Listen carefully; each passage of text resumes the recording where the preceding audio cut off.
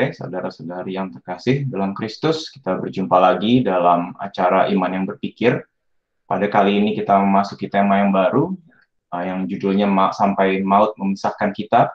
Kita akan mendalami hukum dan spiritualitas Gereja Katolik. Dan secara khusus, topik sore hari ini adalah perkawinan sebagai sebuah sakramen. Hari ini dan 8 sesi berikutnya, Iman yang Berpikir akan dibawakan oleh Romo Andang Binawan. Bagi yang belum kenal, beliau memang belum pernah ke Bay Area. Mungkin di waktu ke depan bisa berkunjung ke Bay Area. Saya pernah sebenarnya, cuma nggak kenal Anda aja. Iya, oke, baik. Terima kasih dibetulkan. Tapi beliau pernah bersekolah di Amerika, di Washington DC, mengambil jurusan Canon Law dan mendapat gelar master di sana, lalu melanjutkan juga studinya di Belgia, dan sekali lagi dia mendapat mengambil jurusan hukum kanon. Mohon dibetulkan, Romo, kalau salah. Nggak apa-apa. Setelah itu, saat ini dia mengajar di sekolah filsafat dan hukum di Sekolah Tinggi Filsafat di Driarkara, Jakarta, dan merupakan anggota Tribunal Keuskupan Agung Jakarta sejak tahun 2003. Beliau sekarang tinggal di Paroki Santa Teresia, Jakarta. Tanpa berpanjang lebar lagi, silakan Romo. Saya serahkan semuanya ke Romo untuk memulai dengan doa, lalu mulai sesi. Baik teman-teman, selamat sore, selamat pagi untuk yang masih pagi, karena juga ada beberapa teman mungkin yang entah dari Jakarta atau dari mana yang mungkin pagi. Terima kasih untuk kesempatan saya sharing pada pagi hari ini. Kita akan berbincang-bincang tentunya terkait dengan iman. Maka karena itu pula, mari kita mohon berkat Tuhan, terang Tuhan, dan bimbingan Roh Kudus supaya apa yang dapat kita perbincangkan juga dapat menambah upaya kita menjadi berkat bagi yang satu bagi yang lain. Dalam nama Bapa dan Putra dan Roh Kudus. Amin. Allah Bapa yang Maha Kasih, kami bersyukur atas segala rahmat yang Kau berikan kepada kami, terutama di dalam hidup ini. Engkau memberikan kesempatan kepada kami untuk tumbuh dan berbuah juga di dalam keluarga kami, di dalam peran kami sebagai suami, istri, papa, mama, dan juga di dalam seluruh pekerjaan dan pergaulan kami. Kami bersyukur atas segala bimbingan-Mu. Kami bersyukur atas terang dan kekuatan-Mu. Dan pagi hari ini atau malam hari ini, kami ingin berbincang-bincang tentang masalah perkawinan dan keluarga seturut ajaran gereja. Bimbinglah kami supaya dapat memahaminya dan juga tentunya menindaklanjutinya bagi diri kami maupun juga bagi sesama. Dan dengan demikian nama-Mu dimuliakan dengan seluruh hidup dan pergumulan kami sekarang dan selama-lamanya. Amin. Dalam nama Bapa dan Putra dan Roh Kudus. Amin. Ya, baik. Saya sekali lagi sudah diperkenalkan oleh Mayo. Nama saya Andang Binawan. Tapi tadi sedikit ralat bahwa Sekolah Tinggi Filsafat Driarkara bukan sekolah hukum, tapi Sekolah Tinggi Filsafat dan ada teologinya tentu. Tempatnya di Cempaka Putih. Tapi memang yang bachelor itu kebanyakan calon pastor, baru yang postgrad itu baru banyak sekali awam, bahkan bukan yang Katolik. Jadi yang program master dan juga doktoral itu banyak yang awam. Nah, saya mengajar di sana, mengajar beberapa bidang, termasuk hukum gereja, filsafat, dan juga human rights. Nah, kali ini saya masuk pada perkara perkawinan.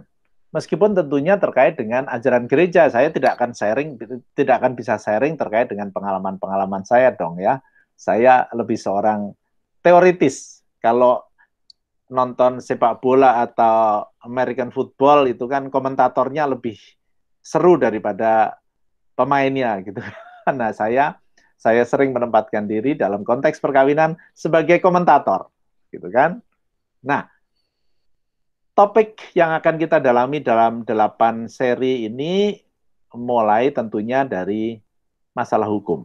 Saya memang mengusulkan bahwa tema perbincangan kita 8 hari ini bukan hanya soal hukum, tetapi juga spiritualitasnya. Karena memang hukum pada dasarnya adalah sesuatu yang minimal, sesuatu yang menjadi bisa-bisa jadi rigid. Padahal hukum gereja itu harus dibaca di dalam spiritualitas juga, teologi dan spiritualitas tentunya, supaya ibarat sebuah panduan, ibarat sebuah garis, ini menjadi semacam pegangan.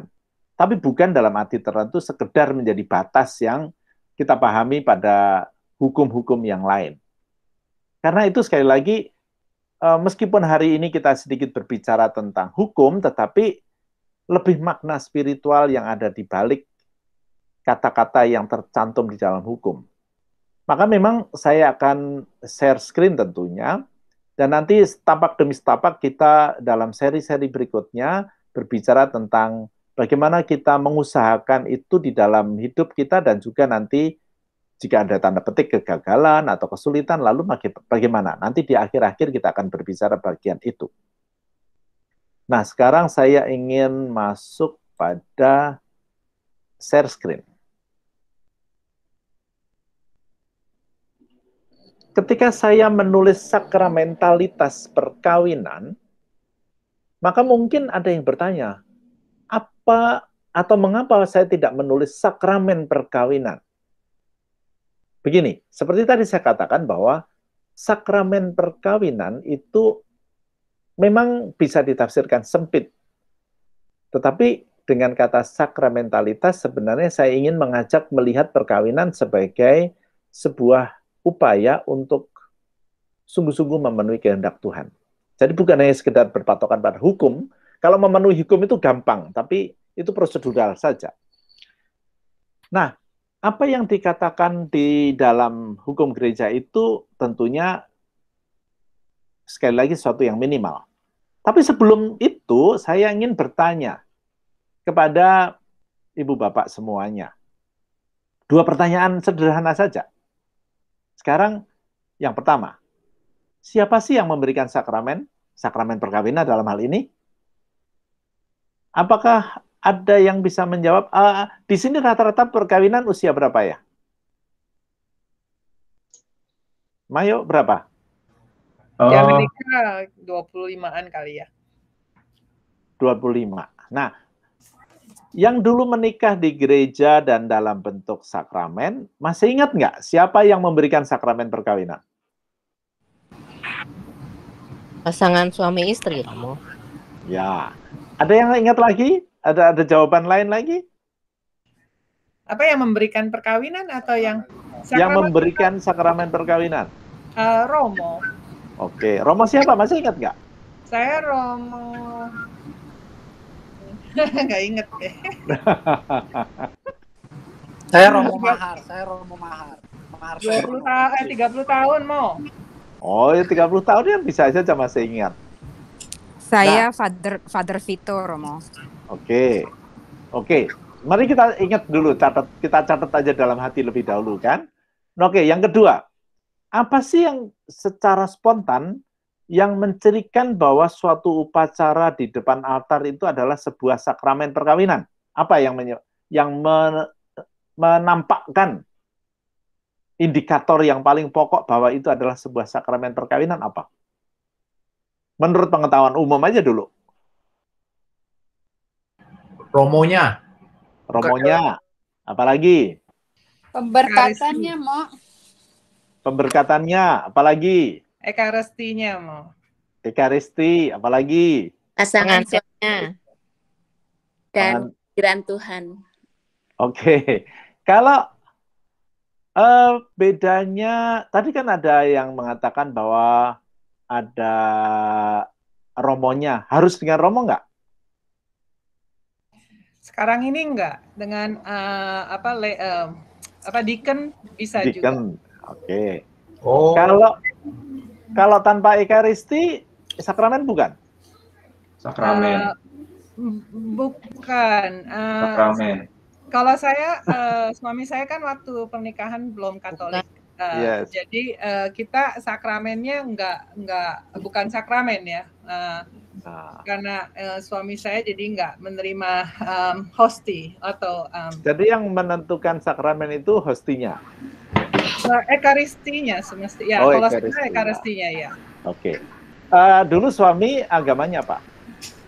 Tidak beragama. Oh, tidak beragama.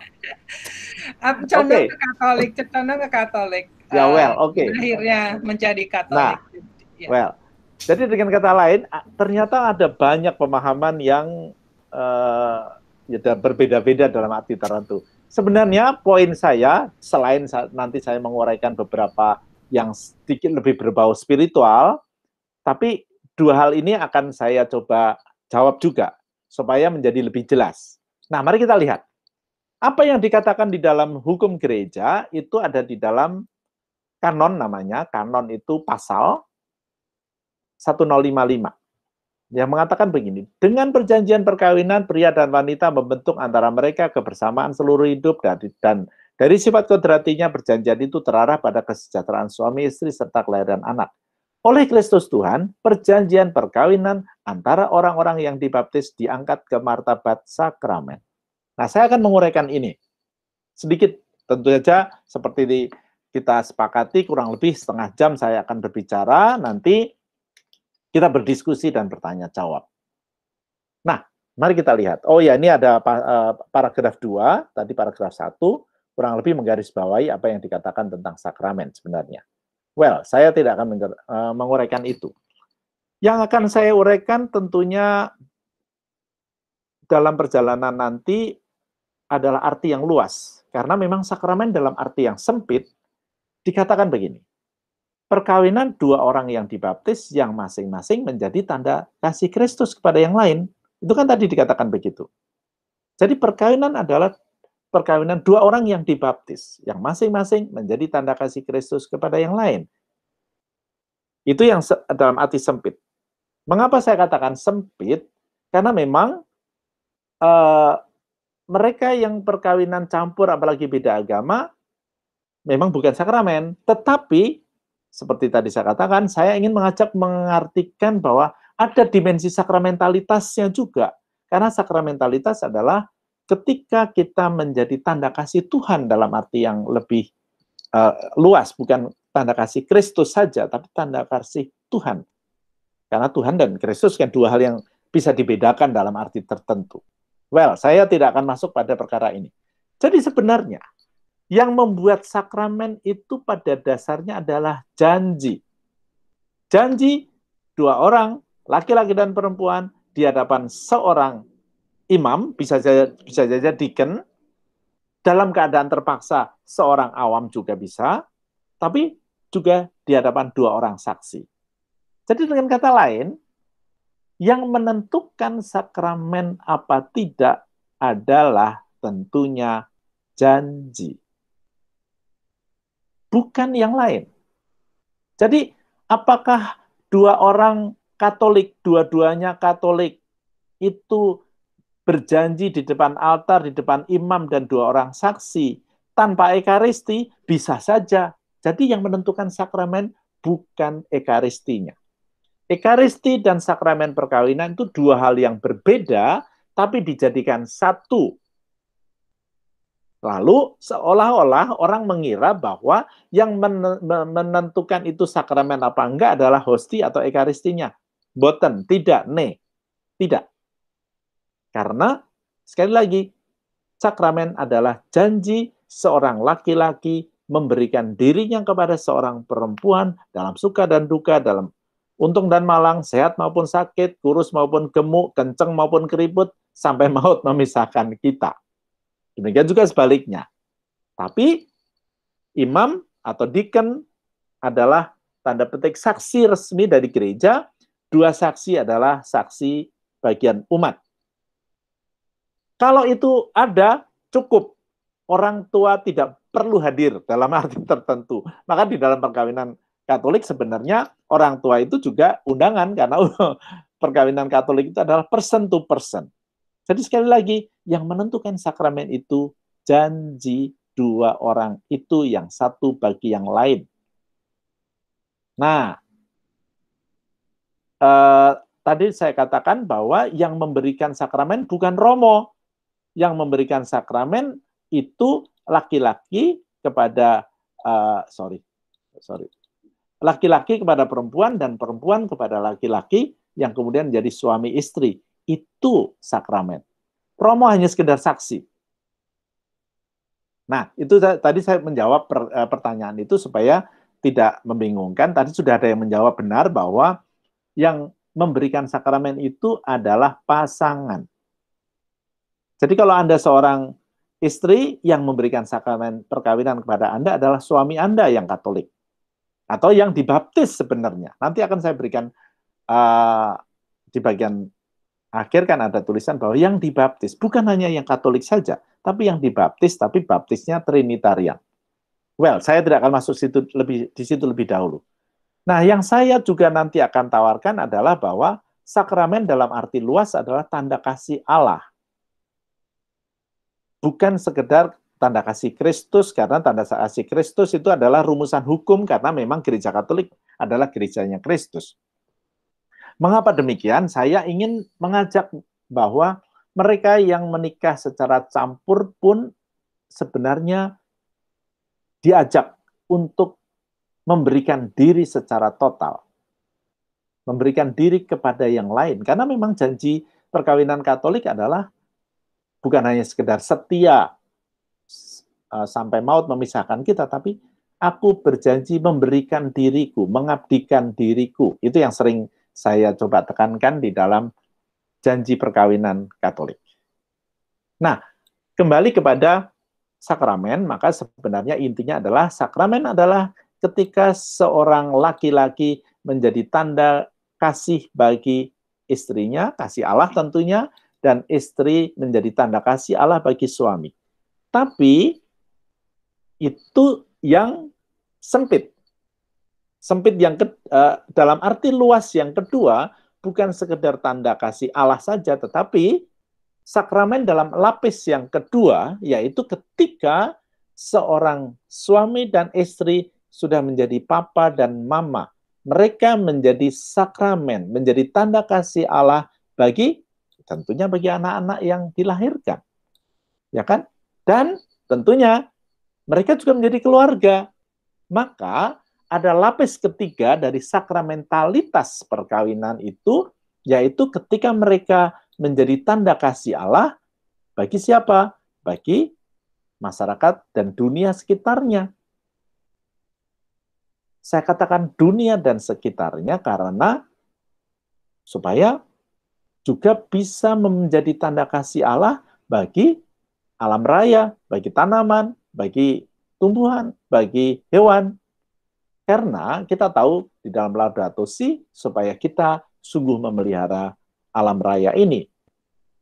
Nah, saya tidak akan masuk pada perkara yang sudah melebar ini, tetapi kembali sakramentalitas perkawinan Katolik, arti sempit memang adalah suami dan istri yang dibaptis, tetapi sakramentalitas juga mempunyai dimensi yang meluas, lapis kedua, lapis ketiga, dan nanti juga bagaimana yang bukan Katolik dalam arti tertentu memberikan diri. Maka disitulah kita tahu bagaimana dalam perkawinan itu ada 4 tujuan. Tujuan pertama adalah bagi pasangan, bagi anak, dan tentunya memuji Tuhan, melaksanakan panggilannya, dan juga bagi sesama dan dunia ini. Well, maka saya sekarang masuk pada beberapa detail terkait dengan apa yang tadi saya katakan di dalam Kanon 1055 melalui beberapa kata atau frase yang tertulis di sini atau yang saya garis bawahi. Saya ingin menjelaskan sedikit saja, nanti saya harap nanti di dalam diskusi juga menjadi lebih jelas. Yang pertama, bahwa perkawinan Katolik adalah perjanjian. Apa itu perjanjian? Sebenarnya sederhana, perjanjian ini adalah sungguh perjanjian 2 orang. Laki-laki dan perempuan yang mau memberikan dirinya. Jadi bukan kontrak. Bukan sekedar suatu peristiwa hukum. yang satu memiliki yang lain. More than that, lebih dari itu. Tapi ada dimensi personal, yang dimensi personal itu sungguh didasari oleh cinta. Nah, sedikit pengetahuan saja bahwa perkawinan Katolik itu kan selalu didahului dengan penyelidikan kanonik, bukan? Penyelidikan kanonik itu sebenarnya mempunyai 3 tujuan yang terkait. Tujuan pertama adalah untuk seorang imam itu bertanya kepada calon pengantin untuk meyakinkan bahwa mereka itu mau menikah dengan bebas dan dengan saling mencintai. Itu yang pertama. Yang kedua tentunya ditanya mau punya anak apa enggak. Nah, ini nanti pertanyaan ini terkait dengan tujuan perkawinan. Dan yang ketiga adalah ada halangan apa enggak? Halangan itu termasuk beda agama dan pernah menikah atau pernah menjadi imam, gitu misalnya, itu halangan-halangan, termasuk impotensi. Saya tidak akan masuk pada perkara halangan-halangan itu karena yang kita bahas adalah dimensi sakramennya. Tapi intinya adalah sakramen ketika dikatakan ini perjanjian, dimensi yang sangat personal dan menyeluruh. Maka dalam konteks itu dikatakan bahwa dimensi yang menyeluruh adalah bahwa, maaf, kok tiba-tiba masuk di sini. Pria dan wanita. Jadi dengan perjanjian perkawinan, pria dan wanita. Apa yang mau saya garis bawahi dari kata ini, pria dan wanita, adalah karena memang di dalam perkawinan Katolik, pria dan wanita itu bertemu. Dan ketika kemudian berhubungan seksual sebagai suami istri yang saling memberikan diri, maka lalu ada anak. Anak nanti akan menjadi tujuan yang kedua, meskipun itu tidak ada rankingnya, peringkatnya atau grade-nya.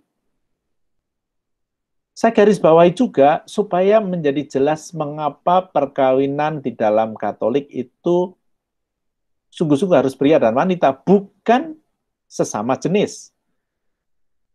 Alasan pokok mengapa Gereja Katolik itu menolak perkawinan sejenis karena memang perkawinan di dalam pandangan Katolik itu mempunyai tujuan prokreasi untuk kelahiran anak. Dan kita tahu dengan sangat sederhana bahwa perkawinan sejenis pasti tidak akan memberikan anak. Meskipun bisa ada yang mengatakan kan bisa ngangkat anak, bisa adopsi atau surrogate mother, surrogate dengan titipan. Enggak. Bukan itu. Tapi sungguh dalam arti keturunan yang lahir dari 2 orang, laki-laki dan perempuan. Kita tahu dalam kanon ini juga ada kata-kata pria dan wanita membentuk antara mereka kebersamaan seluruh hidup. Nah, seluruh hidup ini apa? Seluruh hidup adalah ketika saling memberikan diri secara total. Idealnya sungguh-sungguh total, memberikan diri. Ketika tadi saya katakan bahwa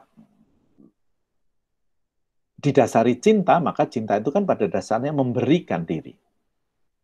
Itu yang nanti akan kita bahas dalam sesi-sesi yang akan datang. Tapi hari ini saya ingin menggarisbawahi apa yang dikatakan di dalam hukum, bagaimana seluruh hidup, kebersamaan seluruh hidup itu menjadi penting. Seluruh hidup itu berarti secara total, dalam dimensi spasial, maka itu adalah monogami. Aku memberikan diriku sepenuhnya padamu, maka monogam. Kalau ada istri kedua, ketiga, dan keempat misalnya, kan berarti nggak bisa total. Demikian juga kalau bisa bercerai, maka tidak total juga. Maka itulah dimensi temporalnya, dimensi waktunya. Maka seumur hidup. Seluruh hidup itu dalam arti kemudian ditafsirkan menjadi monogami dan seumur hidup. Ingat, seumur hidup, bukan selama-lamanya, karena ada yang mengatakan selama-lamanya. Seumur hidup itu berarti andai kata salah satu meninggal, yang lain bisa menikah lagi, karena memang sudah tanda petik dipisahkan oleh Tuhan. Tapi tentunya ya jangan dinovenain supaya cepat meninggal. Enggak. Seluruh hidup. Kita lanjutkan. bahwa dengan perjanjian perkawinan, pria dan wanita membentuk antara mereka kebersamaan seluruh hidup, dan dari sifat kodratinya perjanjian itu terarah pada kesejahteraan suami istri serta kelahiran anak. Nah, inilah dua tujuan perkawinan di dalam pandangan Katolik. Dua tujuan kembar, maka tidak ada grade-nya. Sedikit ilustrasi saja bahwa kata-kata kesejahteraan suami istri itu adalah relatif baru di dalam pandangan Katolik. Karena dulu tujuan pertama adalah kelahiran anak. Pokoknya harus kelahiran anak saja. Tapi yang dimaksud kelahiran anak di sini adalah terbuka pada kelahiran anak. Tidak harus ada anak. Artinya mereka suami istri berrelasi seksual dalam keterbukaan nanti akan ada anak. Bahwa nanti diberi atau tidak oleh Tuhan anak itu perkara lain. Tapi tidak dihalang-halangi, misalnya dengan kontrasepsi, nah, itu sebabnya mengapa Gereja Katolik melarang kontrasepsi, maka supaya di dalam relasi seksual ada keterbukaan pada anak. Tapi yang kedua adalah bahwa perkawinan itu adalah saling memberikan diri untuk kesejahteraan masing-masing, kesejahteraan pasangan. Ingat, kesejahteraan pasangan, kesejahteraan suami istri, bukan kesejahteraanku saja, tapi kesejahteraan pasangan. Kesejahteraan itu bukan hanya kesejahteraan material, tetapi kesejahteraan seluruh dimensi hidup. Apa itu dimensi hidup? Yaitu tentunya adalah tubuh, jiwa, dan roh. Jadi bukan hanya diberi makanan, uang saku, rumah, tapi juga tentunya perhatian, apresiasi, dan kebutuhan-kebutuhan yang membuat seseorang merasa bermakna. Dan tentunya yang ketiga adalah dimensi rohani, supaya saling memberikan diri. Itulah sebabnya nanti memang menjadi tidak gampang suatu perkawinan campur. Karena dimensi rohaninya bisa, kalau tidak hati-hati lalu menjadi sesuatu yang bermasalah, karena tafsiran akan dimensi rohani bisa berbeda. Tapi intinya adalah, yang mau saya katakan pada bagian ini adalah bahwa perkawinan Katolik mempunyai dua tujuan kembar, yaitu kesejahteraan suami istri serta kelahiran anak. Oke, itu pada sama akhirnya ketika dikatakan bahwa oleh Kristus Tuhan perjanjian perkawinan antara orang-orang dibaptis diangkat ke martabat sakramen, yang dimaksud adalah bahwa sakramen memang tanda kasih Kristus. Karena Kristus sudah memberikan diri pada gerejanya dan gereja harus setia seperti Kristus sebenarnya, maka suami dan istri adalah tanda kasih Kristus yang satu bagi yang lain, menghadirkan Kristus. Tetapi seperti tadi saya katakan, ini tafsiran lebih sempit karena dimensi kristologisnya. Karena yang menjadi sakramen adalah Kristus. Tetapi di sini yang mau saya garis bawahi juga adalah bahwa antara orang-orang dibaptis, jadi bukan hanya Katolik dan Katolik saja itu yang menjadi sakramen, tetapi antara seorang Katolik dengan seorang, misalnya dari gereja Kristen GKI lah, Betani lah, karena mereka dibaptis. Bagaimana ukuran bahwa kalau Mormon bagaimana? Nah, Mormon tidak. Mormon itu dalam arti tertentu, setahu saya, rumusan baptisnya sedikit berbeda. Maka yang menjadi ukuran dibaptis dalam pandangan Katolik sah atau tidak itu adalah rumusan Trinitarian. Artinya apa? Ketika ada rumusan di dalam sertifikat baptisnya bahwa dia dibaptis di dalam nama Bapa, Putra, dan Roh Kudus, maka itulah baptis yang diakui oleh Gereja Katolik. Nah, kalau mereka ini menikah dengan orang Katolik, maka sebenarnya dari pandangan Katolik itu juga sakramen. Bahwa kemudian di dalam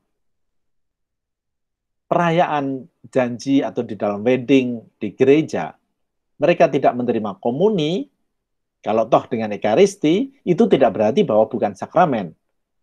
Meskipun dalam arti tertentu saya biasanya menganjurkan supaya ya daripada nanti terkait dengan perbedaan yang sudah langsung kelihatan pada waktu wedding, dan juga banyak gereja menganjurkan perkawinan campur sebaiknya tanpa ekaristi. Sebaiknya, tapi tidak harus juga.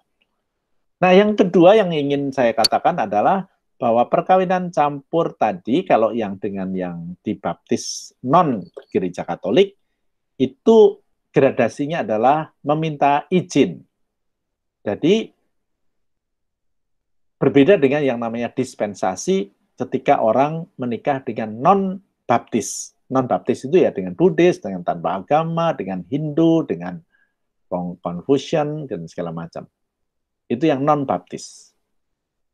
Nah, terakhir yang mau saya katakan, lalu bagaimana dengan perkawinan campur? Apakah itu sakramen? Seperti tadi saya katakan, arti sempit berarti bukan sakramen, terutama ketika itu bukan baptis. Tetapi yang baptis adalah sakramen.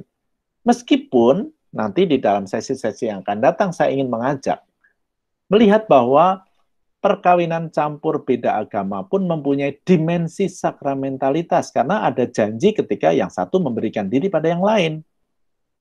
Nah, itu yang mau saya katakan.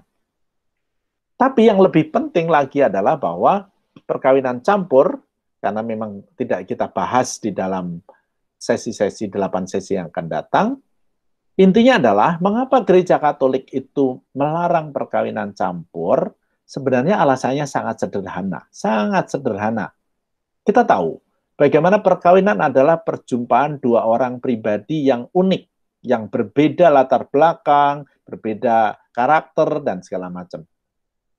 Kita tahu pula bahwa setiap perbedaan adalah potensi konflik.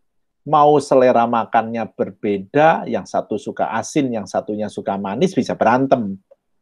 Perbedaan warna, bisa saja berantem. Ya kan? Apalagi perbedaan yang lebih esensial. Bagi Katolik, dalam pandangan Katolik, agama adalah cara pandang hidup yang esensial sebenarnya. Bukan sekedar label, bukan sekedar identitas, tapi pandangan hidup. Nah, kalau pandangan hidupnya berbeda, lalu bagaimana? Menjadi sulit. Apalagi jika pandangan agama atau pandangan hidup yang didasari agama ini ada yang namanya diklaim sebagai sebuah kebenaran mutlak yang tidak bisa dikompromikan, maka ya kalau tidak bisa dikompromikan bagaimana? Padahal perkawinan adalah sebuah kompromi, bukan? Itu sulitnya perkawinan campur, maka gereja Katolik pada dasarnya melarang, meskipun jika memang pasangan itu dalam pertimbangan-pertimbangan yang matang bersama gereja juga akhirnya memutuskan perkawinan campur, ya diberi dispensasi. Cuma tadi memberikan warning yang sangat keras karena sulit. Terutama ketika pandangan hidupnya berbeda, padahal perkawinan adalah sebuah proyek berdua, memberikan diri yang satu bagi yang lain. Ibu Bapak, saya sudah berbicara setengah jam, maka saya cukupkan sekian dulu apa yang saya sampaikan terkait dengan pendasaran pembicaraan kita untuk 8 sesi yang akan datang. Silahkan kalau sekarang ada yang mau sharing, mau bertanya, mau mendebat juga boleh gitu. Silahkan. Baik, terima kasih Romo Andang. Sebelum kita masuk ke sesi tanya jawab ataupun ada yang sharing ataupun ada yang berdebat, mungkin ada pesan sponsor sebentar. Silahkan Tia. Yang pertama, bagi saudara-saudari yang terpanggil untuk memberikan sumbangan kasih, bisa dilakukan melalui cek payable to WKICU, dikirimkan ke Marcella Raharjo di alamat yang sudah tertera, atau melalui elektronik Zelle ke jovara3@gmail.com dengan catatan IEB. Yang berikutnya, sesi kedua untuk iman yang berpikir ini, minggu depan, hari Minggu di jam yang sama, 5.30 sore, akan dibawakan oleh Romo yang sama dengan tema memahami bahasa cinta. Yang berikutnya, hari Kamis besok akan diadakan latihan rohani menurut Santo Ignatius dengan topik surat cinta Tuhan yang menembus waktu dan zaman. Di sini kita akan latihan rohani berdasarkan kitab-kitab perjanjian lama yang akan dibawakan Romo Henry hari ini. Dan yang terakhir adalah OMK Retreat for the young adult. Ini akan diadakan September 10 sampai 12. Temanya adalah Courage and Suffering, Finding Grace in the Darkness. Akan dibimbing oleh Romo Henry juga. Untuk pendaftaran atau pertanyaan, harap hubungi Erik, Januar, atau saya. Terima kasih. Baik, ya, saya untuk menghemat waktu langsung saja. Kalau ada yang ingin ditanyakan, bisa raise hand, bisa unmute mic-nya, atau bisa ketik di chat, nanti saya bacakan tentang apa yang dibawakan Romo Andang tadi. Mungkin ini topiknya, wah, sangat menarik Romo, cukup berat dan banyak yang baru. Kalau saya boleh sharing sedikit untuk memulai sambil menunggu. Itu pertama kali saya juga bertanya-tanya ketika teman saya kawin di gereja Bizantin Katolik di Amerika sini. Tidak ada Ekaristi. Itu menjadi pertanyaan pertama saya, loh, kok nggak ada Ekaristi gitu? Iya, kita di gereja Bizantin memang bisa tanpa itu. Lalu saya terima itu aja. Saya baru mulai mengerti, oh ternyata ini. Dan beberapa tahun yang lalu teman saya juga kawin di San Jose, di katedralnya situ dibawakan oleh Romo Galih, dan di situ juga tidak ada Ekaristi. Jadi saya nggak kaget lagi gitu. Tapi ya itu beberapa pengalaman saya bahwa ya Ekaristi itu boleh ada, boleh tidak, tapi memang banyak kesalahpahaman bahwa sakramennya adalah yang menentukan adalah Ekaristinya, padahal bukan. Ya, itu aja sharing saya. Yang lain, silakan. Baik, ya saya. Terima Silakan. kasih, ya, saya Agem. Terima kasih Romo Andang. Sesi ini cukup membuat jelas untuk saya bahwa tadi Romo katakan bahwa sakramen ini lebih kepada sesungguhnya kepada janji.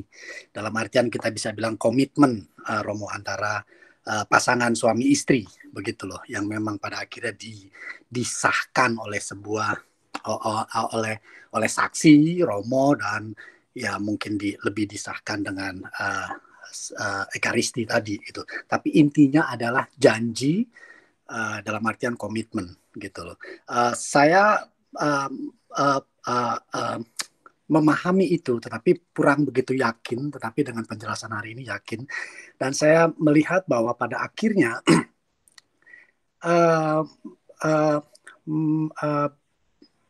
seperti saya pernah ada teman atau beberapa orang yang saya melihat bahwa dalam perkawinan mereka ada masalah atau apa gitu, mereka berpikiran bahwa oh kita kan sudah di Katolik tidak boleh bercerai gitu ya, kita sudah ada sakramen perkawinan gitu. Jadi mereka melihat itu sebagai sebuah sebuah aturan yang ditetapkan oleh gereja. Mereka tidak melihat lagi bahwa perkawinan itu sebuah komitmen, sebuah janji antara suami dan istri dan suami. Maka pada akhirnya ketika orang-orang itu memilih untuk misalnya Romo, mereka ya tidak bicara di rumah, tidak lagi saling menghargai, terus tidak lagi saling apa, yang mereka pikir ya karena mereka tidak bisa mereka berpikir bahwa jadi Katolik tidak bisa bercerai karena kita sudah menerima sakramen perkawinan, dan itu memang ketika kita menerima itu sehidup semati, ya Romo tadi katakan bahwa sampai maut memisahkan gitu. Mereka tidak mengerti bahwa intinya adalah komitmen. Jadi kalau saya melihat ketika intinya adalah janji, ketika intinya adalah komitmen, ketika kita di rumah kita pisah, kita ribut terus atau kita apa, saya berpikir bahwa mereka sesungguhnya sudah bercerai, dalam artian sudah tidak memegang janji tadi, sudah tidak ada sudah tidak bisa memperhatikan sakramen perkawinan itu tadi gitu loh. Dalam artian jadi saya sekarang sadar bahwa ketika nantinya kalau saya menghadapi sebuah kemelut, sebuah dalam rumah tangga, saya akan berpikir bahwa ini semua bukan seremoni yang sakramen, saya dapat Ekaristi perkawinan segala macam itu, tapi ini lebih ke komitmen. Jadi tidak sampai maut memisahkan kita itu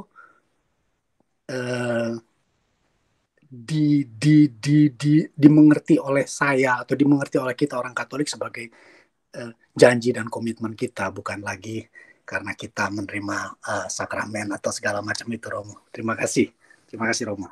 Terima kasih, ini lebih sharing. Oke, nanti saya tanggapi juga. Ada yang lain lebih dahulu, tadi ada yang raise hand? Iya, Edwin, silahkan Edwin. Halo Romo, Ya. ini saya Edwin. Saya tadi kan saya bilang tuh perkawinan tuh sakramen perkawinan harus ada romonya. Nah, tapi kan Romo bilang tadi sakramennya lebih kepada janji dengan 2 orang saksi ya, Romo ya. Nah, pertanyaan saya adalah apakah dari requirement lainnya, misalnya saksinya itu apakah harus orang Katolik dua-duanya, apakah salah satunya harus Romo? Jadi kalau nggak gitu bisa dong, misalnya saya tiba-tiba mau ambil sakramen perkawinan, saya ke suatu tempat yang ada 2 orang misalnya Katolik, udah ngomong gitu aja gitu. Nah, gimana itu Romo ya? Apa sih yang bikin itu tuh official, masa cuma janji doang gitu Romo? Oh iya, oke. Oke. Oke, saya jawab gitu aja ya, Mayo. Saya langsung jawab ya. Silakan Romo, silakan. Oke. Terima kasih untuk Agem tadi sedikit sharing bahwa memang apa yang tadi saya katakan semoga sedikit memperkaya pandangan. Tapi sekarang terkait dengan saksi. Jadi gini, itu adalah sesuatu yang terjadi ketika mengapa harus ada Romo itu supaya menjadi official. Jadi tidak hanya karena itu ada 2 teman di saksi saya berjanji, tidak. Maka official dalam arti gereja tentunya adalah ya ada Romo, dan Romonya pun bukan asal-asalan. Memang ada syarat-syaratnya juga. Jadi seperti entah deacon, entah Romo itu yang kalau di suatu paroki dia memang memegang sebagai pastor paroki, ya dia official. Tetapi kalau misalnya nih, saya sekarang tinggal di Gereja Teresia, tapi hanya sekedar tinggal, bukan official sebagai pastor paroki, maka kalau saya memberkati perkawinan, entah di Teresia, entah di katedral, entah di Kapel Canisius misalnya, atau Kapel Ursula, saya harus mendapatkan yang namanya delegasi dari pastor setempat. Kalau di Teresia ya Teresia, kalau di Canisius ya pastor keramat, dan segala macam. Nah, untuk itu sebelumnya tentunya sudah saya katakan tadi bahwa pengantin itu harus ketemu pastornya, ketemu yang pastor parokinya untuk mengadakan penyelidikan kanonik. Penyelidikan kanonik tadi sudah saya katakan 3 tujuan.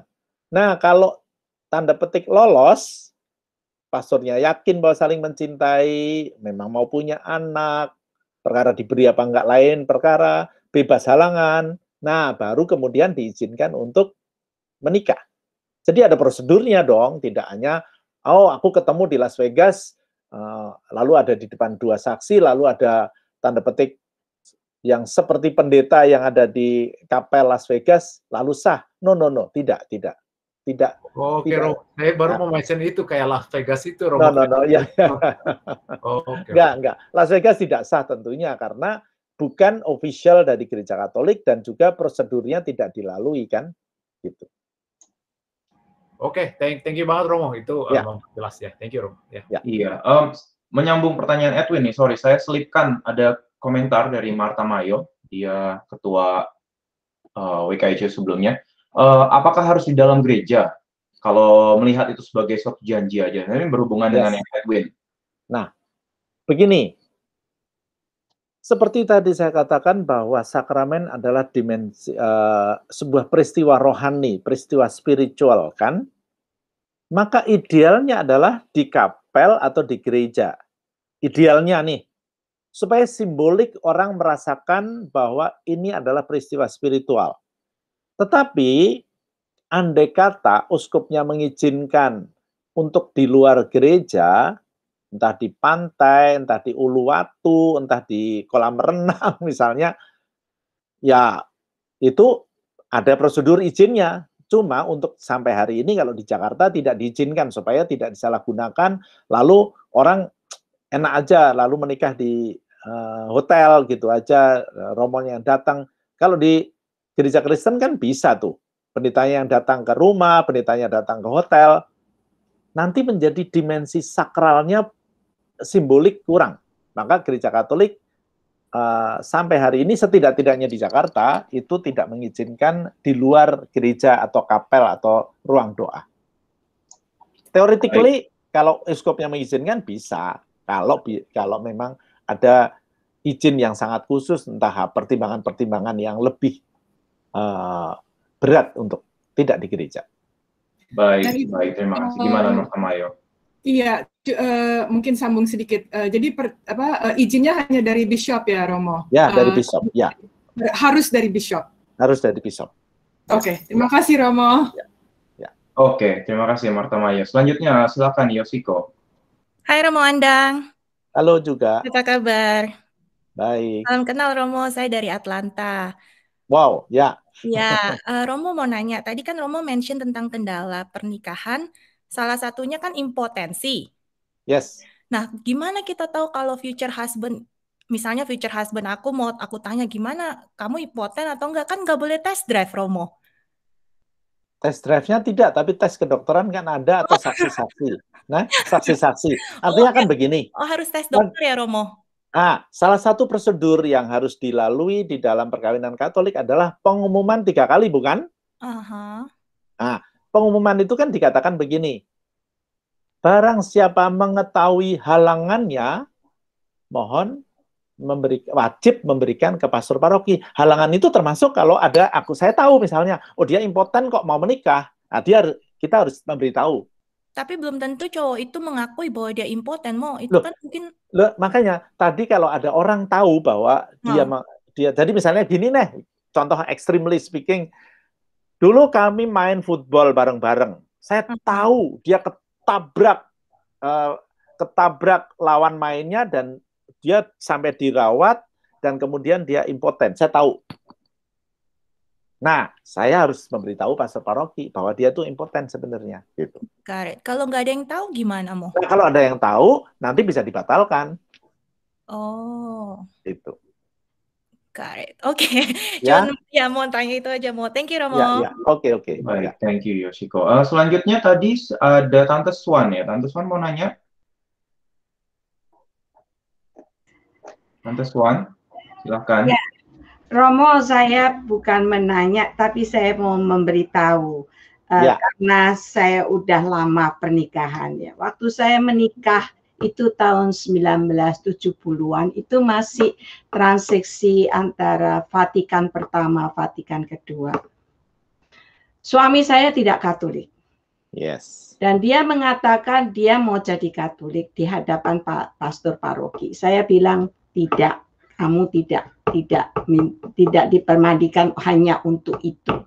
Karena pelajaran Katolik itu membuat saya, karena saya lama sekali belajar dan sekolah di sekolahan Katolik, itu tuh harus benar-benar. Jadi saya bilang, enggak, kamu harus tahu semuanya, jangan hanya dalam waktu 6 minggu, kamu mau dipermandikan, but actually more than that. Ya, jadinya kita menikah tidak naik di altar waktu itu. Tapi sama Romonya, ya dia nggak dikasihin hosti, tapi saya dikasih hosti.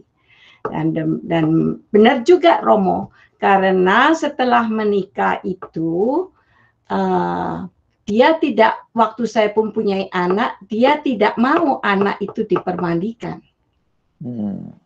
Ya, dia bilang nanti anak itu bisa choose, they can choose yang mana, ya begitu. Dan kadang-kadang dia pergi ke gereja, kadang-kadang dia nggak mau pergi ke gereja, dan saya ngikut aja, kadang-kadang saya nggak ke gereja. Tapi Tuhan itu menunjukkan suatu jalan, suatu hari di mana dia diputer 360 derajat, sampai bawah dia tahu Tuhan itu lebih berkuasa daripada dia.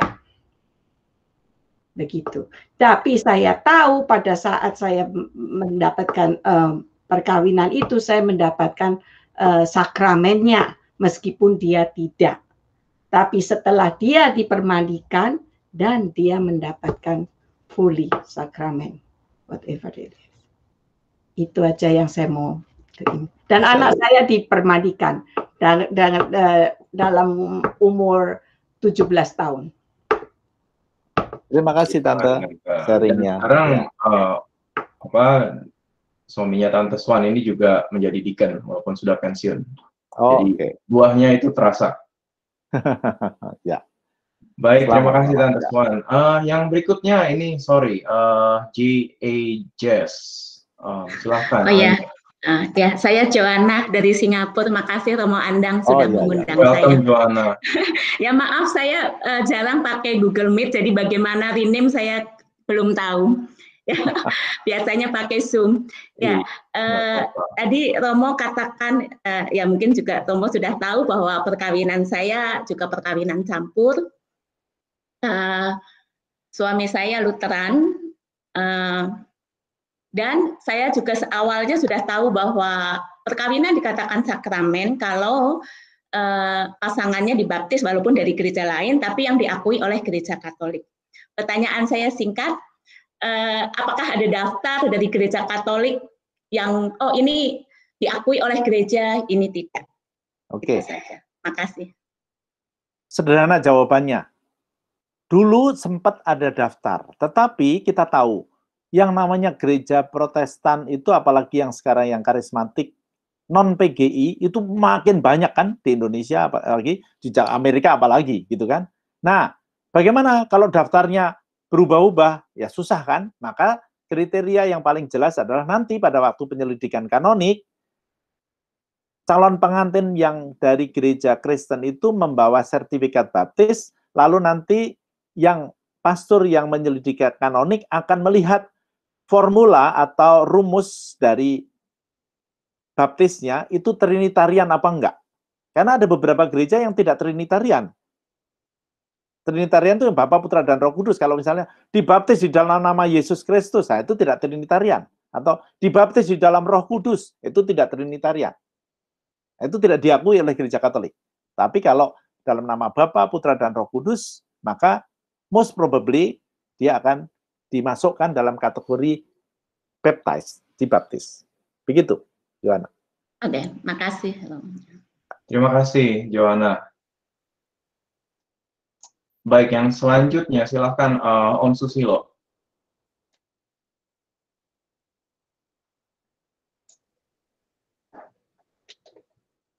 Om Susilo. Mungkin sedang away from. Ya. Udah unmute. Saya dari uraian Romo itu, saya ada satu hal baru yang saya dapat di Romo adalah pentingnya janji, komitmen antara suami dan istri.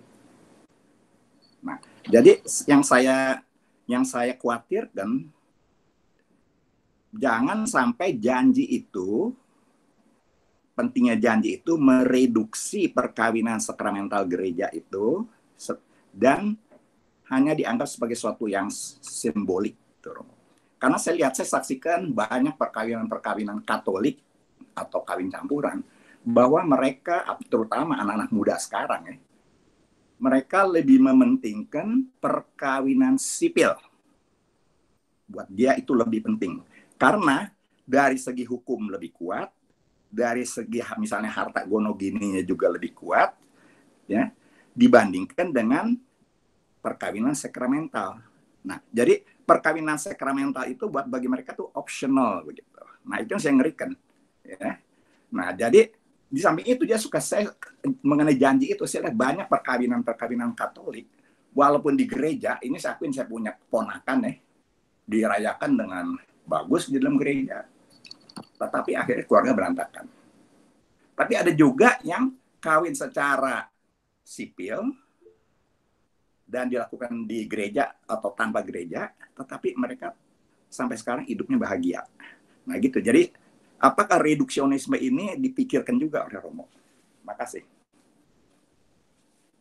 Loh, kalau reduksi itu kan tergantung masing-masing juga kan, bahwa kita itu bersama-sama saling menguatkan, saling mengingatkan supaya janji itu tidak hanya sekedar di bibir, tetapi juga di mulut, seperti ada yang di dalam Injil yang Anda baca atau dengar di dalam perayaan Ekaristi hari ini kan, hari Minggu ini kan, supaya kita memang mengungkapnya dengan sungguh-sungguh, bukan hanya sekedar di bibir. Itu yang kita usahakan dan kita tanamkan juga pada anak-anak. Cuma memang harus dikatakan bahwa perkawinan sipil, civil marriage, itu memang dalam arti tertentu secara hukum lebih kuat di hadapan, tapi kan di hadapan negara. Juga lebih kuatnya karena efek sipil itu memang dari hukum sipil, bukan dari hukum gereja. Apalagi di Indonesia, hukum gereja kalau tidak di catatan sipil, ya tidak akan mempunyai efek sipil. Dan yang kedua, kalau terkait dengan gonogini, ya gereja memang tidak mengatur gonogini. Gereja menyerahkan aturan gonogini pada kedua pengantin, dua pasangan itu. Artinya apa? Kalau ternyata mereka bisa menyelesaikan berdua, kalau ada apa-apa lalu kemudian pisah gonogini, ya terserah mau dibagi. Tapi kalau mau lewat dengan hukum sipil, ya boleh saja. Karena ada juga hukum adat, bukan, kalau di Indonesia. Itu yang tadi saya katakan bahwa memang harus, bukan harus. Dalam perkawinan Katolik, itu yang sah adalah sakramental. Tetapi di dalam hidup bermasyarakat, ya hukum sipil. Ya kan? Karena itulah yang kemudian mempunyai efek terkait ya dengan visa, dengan paspor, dengan jual beli, dan segala macam kan. Itu kan hukum sipil.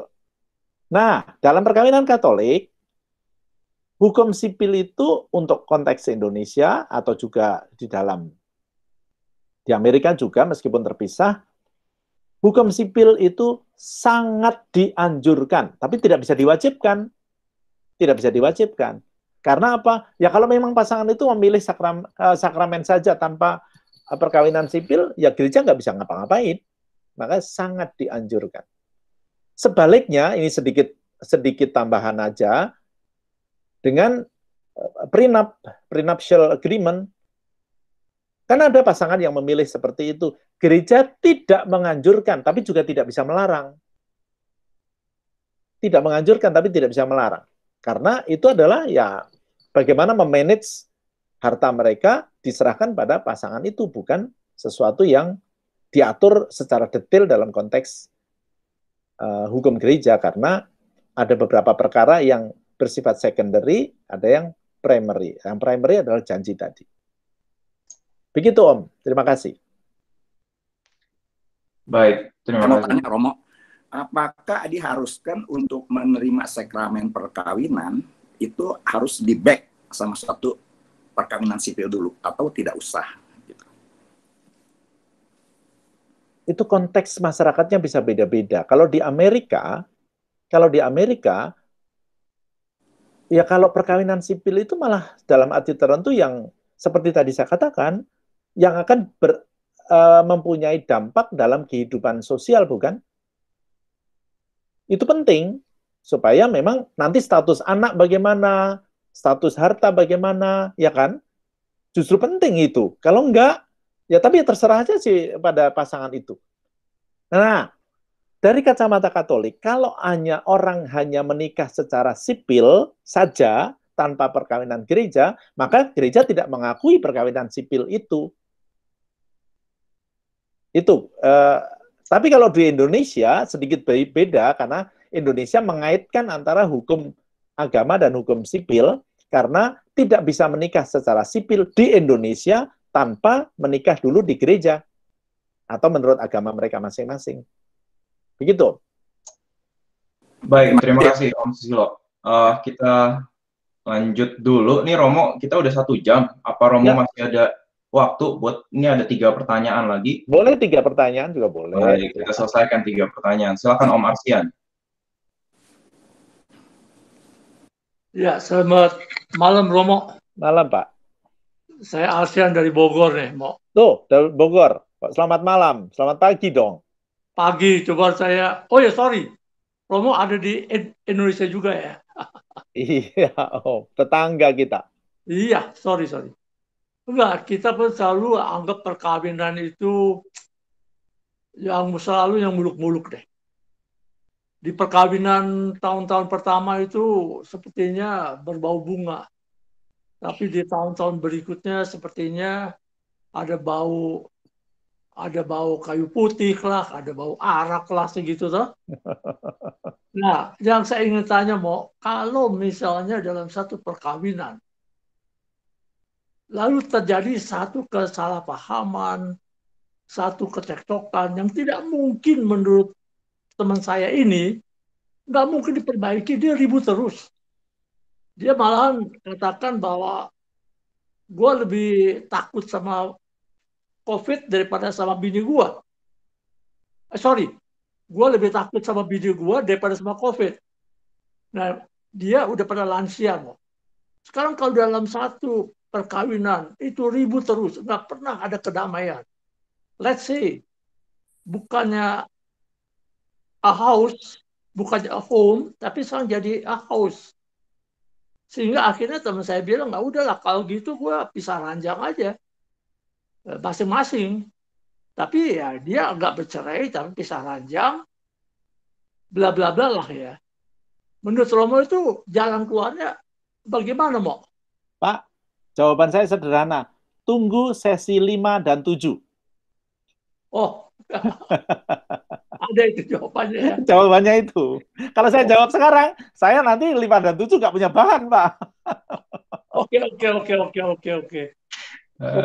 Ya. Jadi ya Bapak juga harus nunggu sampai sesi 5 dan 7. Nanti 5 minggu lagi, 5 Senin lagi. Gak apa-apa lah. Kalau mau perkawinan saya tunggu lah. Oke. Saya ini udah kawin selama 56 tahun, Mo. Ya, udah bau kayu putih ya, Pak ya? Ya semua lah kayu putih. Sekarang udah banyak masuk angin maksudnya. Iya, kalau saya juga kalau dulu cium istri wangi, sekarang ya saya bilang ya wangi-wangi apek gitu lah. Oke, malah curcol ini, Om. Ya, silakan yang kedua. Baik, terima kasih Pak Arsian. Om Marcel, silakan Om Marcel. Dari pembicaraan Romo tadi, saya kira istilahnya mungkin yang harus dipertajamnya mengenai mengenai janji tadi. Setahu saya kalau di sini yang namanya covenant. Jadi covenant itu bedanya adalah apa? Ada suatu perjanjian antara apa? Sama the couple and the God. Dan kalau dan janjinya permanen artinya. Terus kemudian kalau yang di sipil itu kan namanya kontrak. Jadi kalau kontrak kan setiap saat bisa dibatalkan. Tapi kalau yang namanya covenant, itu bukan janji tapi covenant, itu permanen gitu. Ya. Saya kira mungkin yang mesti dipertajam adalah istilahnya jadinya Romo. Ya, saya memakai karena ini publiknya orang Indonesia, saya memakai bahasa Indonesia. Tapi memang benar aslinya memang covenant. Yes. Terima kasih Om. Ya, terima kasih. Oke, terima kasih Om Marcel. Tapi tadi saya garis bawahi bahwa ini much more than merely contract. Itu yang tadi saya garis bawahi. Ya. Iya, baik. Jelas, terima kasih Romo. Terima kasih Om Marcel. Lia, silakan yang berikutnya. Gini, Robo, kalau di perkawinan di US, bagaimana kalau ada yang mau menikah sipil dulu, terus baru berikutnya di beda tanggal kawinan di gereja Katolik. Jadi belakangan. Kedua, kalau orang yang menikah dengan maksudnya dengan bukan Katolik, jadi istilahnya pemberkatan di gereja. Kemudian apakah setelah itu, setelah mungkin pasangannya menjadi Katolik, harus menikah lagi supaya mendapat sakramen, Om? Oke, terima kasih, Om. Oke. Yang pertama, bagaimana mereka yang menikah sipil dulu? Theoretically, ya seperti tadi sudah saya katakan, bahwa perkawinan itu kan belum diakui oleh gereja Katolik sebagai perkawinan sah. Jadi lebih sebagai mereka yang pacaran, gitu kan? Maka theoretically lagi, mereka yang menikah sipil hanya boleh tidur bareng, tapi nggak boleh tidak tidur bareng. Karena dari kacamata Katolik kan yang dari arti tertentu yang tidak tidur itulah yang membahayakan. Kalau tidur barengnya aja nggak apa-apa. Tapi oke lah, well itu theoretically. Jadi karena belum diakui perkawinannya. Tapi seperti tadi saya katakan, kalau di Indonesia nggak mungkin, harus ada agama dulu baru sipil. Kalau di Amerika mungkin saja sipil, tapi seperti tadi saya katakan, perkawinan sipil itu tidak diakui oleh gereja. Nah, bagaimana pastoralnya? Setiap keuskupan beda-beda dalam arti tertentu karena tergantung konteks sosialnya dan bagaimana terutama kebijakan uskup untuk melihat perkawinan sipil ini di dalam kehidupan mereka. Yang kedua, kalau seperti tadi Tante Swan menikah atau bahkan tadi siapa yang sharing bahwa waktu menikah dia suami atau istri belum Katolik, lalu menikah di gereja, lalu akhirnya suami menjadi Katolik. Apakah harus menikah lagi? Tidak. Dia otomatis menjadi sakramen, otomatis. Tapi akan berbeda kalau seperti tadi saya katakan menikahnya dulu di sipil, satunya Katolik, satunya bukan Katolik.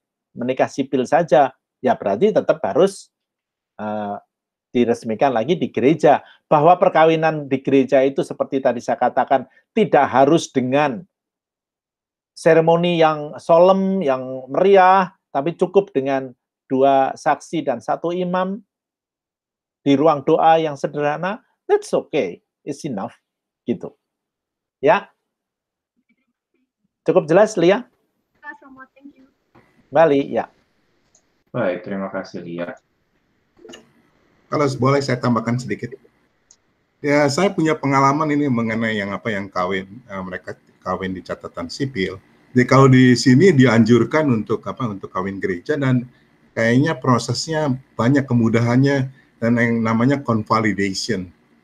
Jadi sudah menikah, mungkin karena dulu sulit, mesti nunggu 6 bulan, mereka nggak mau, dan kemudian mereka kawin di catatan sipil dulu, dan kemudian kita menganjurkan agar mereka mendapatkan sakramen dengan proses convalidation itu.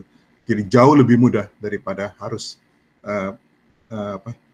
melaksanakan perkawinan pertama di gereja. Itu pengalaman saya. Ya, ada istilah betul convalidation, yes, you're right. Ya, terima kasih Pak. Saya memang tidak masuk pada perkara yang sangat teknis pada perkara-perkara itu karena memang saya ingin mengajak kita bersama-sama masuk juga dalam perkara-perkara yang lebih spiritual gitu ya. Bahwa hukum yes penting, tetapi hidup ini kan tidak hanya karena hukum saja. Ya. Ada yang lain boleh? Terima kasih Romo. Masih ada waktu Romo? Ya. Oke, silahkan. Kalau memang cukup ya oke. Kalau masih mau 1 pertanyaan lagi, kita bisa selesai 6 menit lagi lah, misalnya. Oke, jadi ini one last question. Kian, silahkan. Ya, saya cuma mau sharing aja yang tadi Tante Swan itu juga saya sama suami saya 30 tahun yang lalu juga begitu suami saya belum Katolik, terus kita menikah di gereja dan pada saat itu paroki saya bukan paroki di tempat kita menikah. Jadi karena suami saya dari Jawa, kita menikah di gereja di Jawa dan saya nggak kenal sama pastornya. Jadi waktu itu makanya Romo tanya pastornya siapa saya lupa karena bukan paroki saya. Tapi kita prosesnya semua udah diizinin lewat bishop, keuskupan segala macam. Jadi kita menikah di Salatiga dan juga pastornya ngadain komuni. Jadi untuk saya aja, suami saya tidak. Terus cara sipil juga pada saat itu karena di Indonesia kan harus ada perkawinan sipil juga. Terus yang sharing yang kedua saya mau juga pada waktu sebelum menikah kan ada yang tadi Romo bilang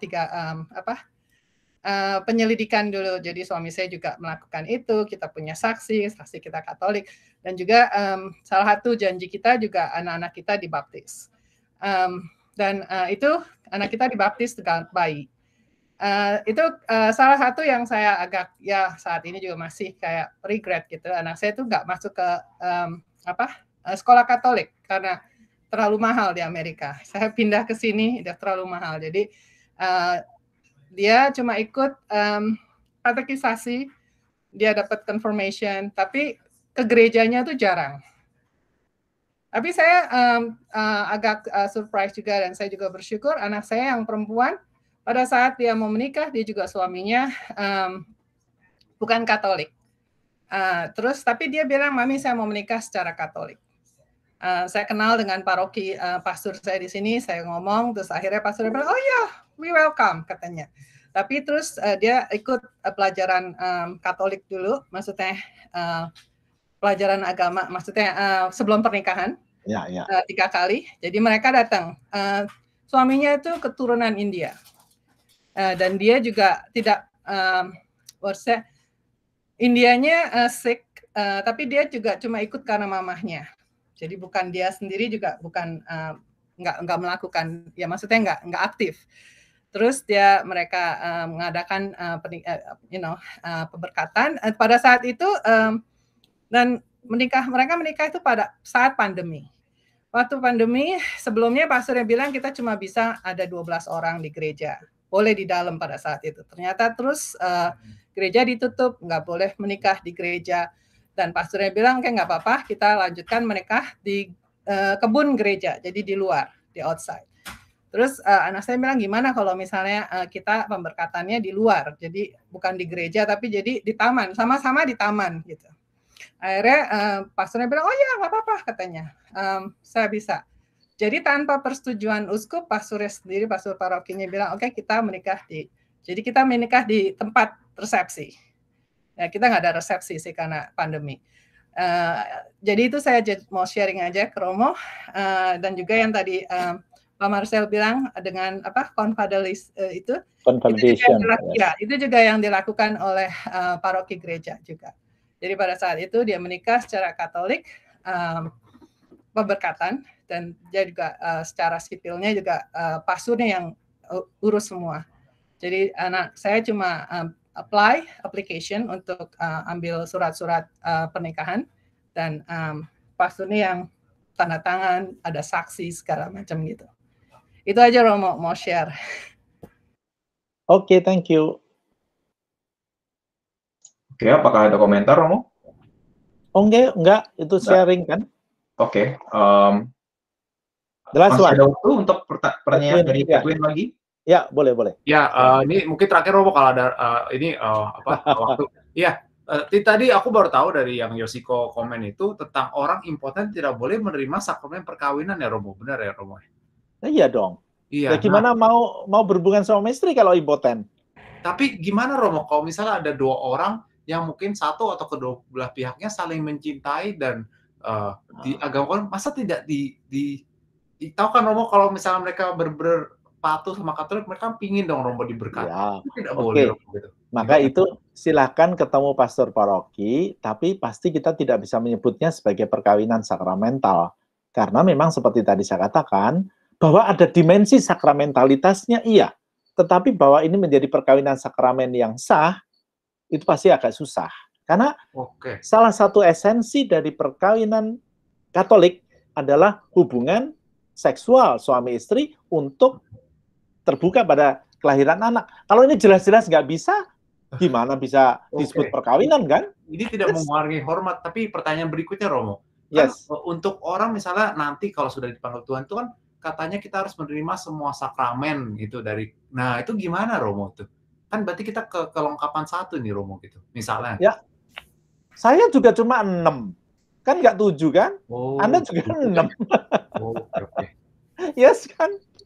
Oke. Jadi it's okay ya kalau mereka ya terlengkapi lah, nggak lengkap gitulah medalinya gitu ya. Bukankah satu hal yang mungkin melengkapi ini, menerima sakramen secara utuh itu tidak berarti semua harus. Karena apa? Panggilan perkawinan itu hanya salah satu dari 2 bentuk panggilan. Panggilan dalam kacamata Katolik itu hanya 2, yaitu menikah dan tidak menikah. That's it. Nah, yang tidak menikah, ada yang jadi imam, jadi deacon, jadi suster, jadi bruder. Tapi kalau menjomblo, single untuk seumur hidup, gereja Katolik pun mengizinkan, tidak ada masalah. Nah, mereka juga hanya tidak menerima sakramen perkawinan, tidak menerima sakramen imamat. Suster kan juga tidak menerima sakramen imamat kan? Oke. Jadi kan nggak apa-apa ya Romo menikah, tapi mungkin nggak terima sakramen, tapi begitu-begituan, tapi nggak punya anak gitu. It's okay ya Romo. Maksudnya begitu-begituan nggak punya anak itu? Ya itu lah Romo. Saya sih nggak tahu kan, maksudnya ya. Gini. Seperti tadi saya katakan, tujuannya adalah keterbukaan pada anak, bahwa kemudian tidak diberi anak oleh Tuhan, itu perkara Tuhan. Tapi kita manusia tidak boleh menghalanginya, itu. Tapi kalau Impoten kan jelas-jelas nggak mungkin punya anak dong, wong namanya juga impoten kok. Nah, itu dia yang saya bingung, Romo. Kalau misalnya mereka tetap mau menikah walaupun nggak bisa punya anak, tapi kan pasti ada hasrat. Jadi saya nggak tahu sih ada hasrat seksual. Loh, kalau impoten ya nggak ada dong. Oh, Raono ya, Romo. Oh. Namanya juga impoten. No, poten bisa. Berarti nggak bisa, nggak ada hasrat dong. Kan ada yang itu, Romo, ada mau. Jadi beda sama mandul. Nah, beda dengan mandul. No, different dengan mandul. Oh, I see. Nah, harus dibedakan ya. Ini terakhir deh. Okay, mandul adalah bisa berhubungan seksual, bisa penetrasi, tetapi tidak ada sperm.